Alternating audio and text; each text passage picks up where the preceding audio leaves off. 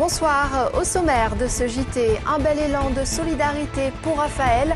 Le petit garçon atteint de plusieurs maladies orphelines pourra désormais se déplacer dans un van médicalisé. Solde original chez Desigual, l'enseigne espagnole offrira des vêtements à ses clients venant en petite tenue le 11 janvier prochain. Enfin, en cette période d'épiphanie, coup de projecteur sur les fèves qui se cachent dans les galettes. Mais tout d'abord, on débute ce journal par l'ouverture d'un nouveau foyer pour sans-abri. En attente de reconversion, l'ancienne clinique du Rhin de Tassin va accueillir durant tout l'hiver une cinquantaine de personnes, familles et personnes isolées. L'établissement vient renforcer les centres d'hébergement d'urgence dans le département. Et c'est l'association Habitat et Humanisme qui est chargée de gérer la structure jusqu'au mois d'avril. En 3 mois, on a très peu de temps pour se lancer dans la mission réinsertion en fait. Il faut parler au plus urgent. Si on peut créer quelque chose de constructif pour l'après, tant mieux. Sinon, on sera au moins satisfait par le fait que nous avons réussi à leur attribuer un toit, du chauffage, des repas, un peu de chaleur humaine et puis une dynamique de resocialisation. Bernard Rivalta devra rembourser les indemnités trop perçues entre janvier 2002 et octobre 2005. Le président du Citral avait reçu près de 116 000 €, un remboursement qui avait été exigé par la Cour administrative d'appel de Lyon. Le Citral s'était pourvu en cassation. Le Conseil d'État qui a donc rejeté ce pourvoi le 23 décembre dernier. Il y a un an, sa maman lançait un appel aux dons. Le petit Raphaël a désormais son van médicalisé. Le garçon âgé de 10 ans est atteint de plusieurs maladies aux intestins. Tous ces déplacements se font donc à haut risque. Médias donateurs se sont donc mobilisés pour permettre cet achat. Un beau cadeau pour commencer l'année. Jean-Marc Roffa. Si tu veux. Ouais! Fin janvier 2011, Eva, la maman du petit Raphaël, atteint par 3 maladies orphelines aux intestins, lançait un appel sur TLM pour obtenir un véhicule médicalisé. Aujourd'hui, grâce à un grand élan de générosité nationale et 36 000 € récoltés, son rêve est devenu réalité. Alors ce véhicule va changer quand même beaucoup de choses parce que on peut voir qu'il est quand même relativement spacieux, ce qui va nous permettre de transporter tout le matériel et surtout pallier aux soins en urgence, aux soins de cathéter, aux soins de poche qui sont à faire quand il y a un souci.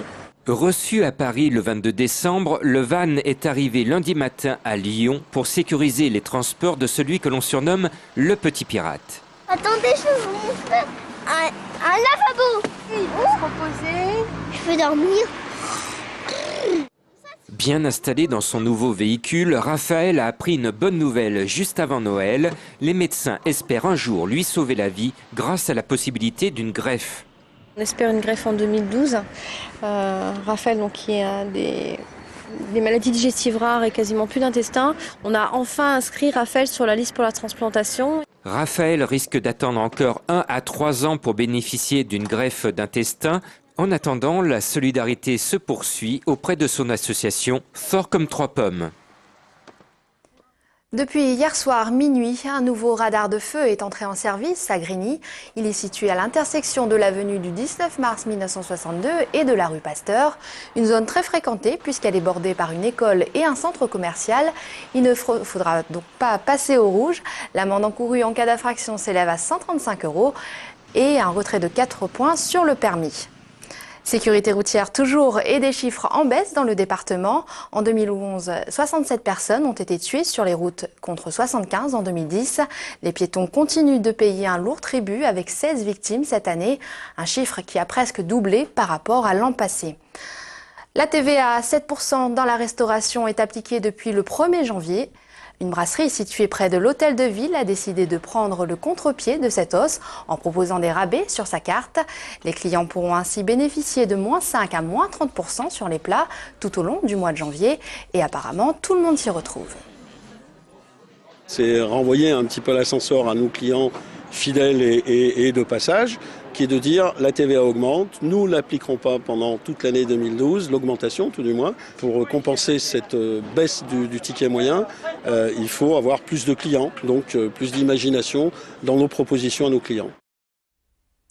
Les soldes Lévray, cette fois, auront une touche originale cette année. La boutique Desigual, située rue de la République à Lyon, va offrir des vêtements aux clients venant en sous-vêtements. Une première en France, Londres, Madrid ou encore Amsterdam ont déjà joué le jeu. Jasmine Sorg. Rien à voir avec un défilé pour une marque de lingerie, c'est un tout autre concept auquel la marque Desigual s'adonne. Entrez en sous-vêtements, sortez habillés. Le 11 janvier, les 100 premiers mois frileux pourront repartir avec 2 vêtements de la collection automne-hiver. C'est une bonne idée, ça peut être rigolo quoi. Ça va faire de la publicité pour l'enseigne. Donc c'est sympa, et sympa. Enfin on sait mieux l'été.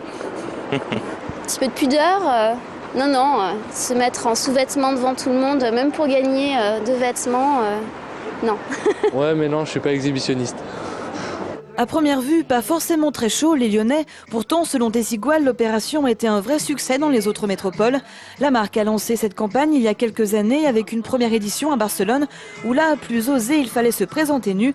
Le concept a donc un peu évolué, mais originalité et audace restent la marque de fabrique de Desigual. Desigual en espagnol, ça veut dire que c'est pas pareil. Et c'est vrai qu'ils ont une façon de communiquer un peu différente parce qu'ils organisent des événements un peu différents à chaque fois. On a organisé en juillet dernier une opération qui s'appelait le Kiss Tour et il fallait à un instant T s'embrasser sur la bouche. Ça coûte un peu d'argent, mais c'est une réelle volonté de communiquer différemment.